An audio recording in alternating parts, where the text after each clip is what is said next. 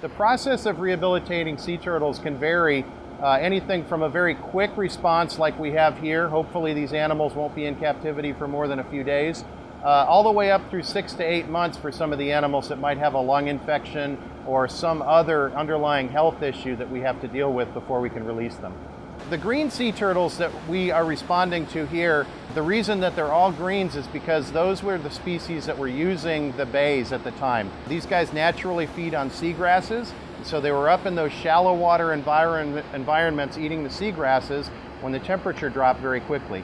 Getting these animals safely out of the environment in the very shallow waters involved response networks that included local law enforcement agencies, sheriff's departments, constables, Texas Parks and Wildlife Department, U.S. Fish and Wildlife Service, fisheries biologists that are normally out in the wild using things like airboats. Once they got them onto land, then they transported them as quickly as possible to the National Marine Fisheries Service lab. And there we had a number of volunteers from the local universities and organizations that really focus on sea turtle conservation. So the other exciting piece of this response was the fact that we have several biologists on our staff that had just gone through hands-on training on how to work with sea turtles that were stranded. So our ability to get directly involved and work with animals and see a real benefit to that training was really helpful.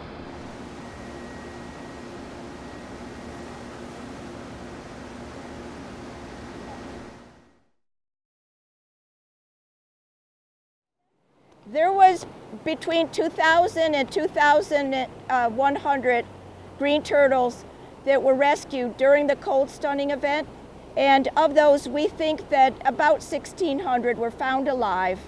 This cold stunning event was the largest that's been documented on the Texas coast since the Sea Turtle Stranding and Salvage Network was established in 1980. It was challenging to deal with, but thanks to so many people coming together, it was dealt with well, and we saved a lot of sea turtles. This is the last one from the last big release. And so it's very special in that regard. What's remaining now are the ones that were the most ill, that are going to need more care. And those may take a few more days, up to maybe more months of effort of rehabilitation.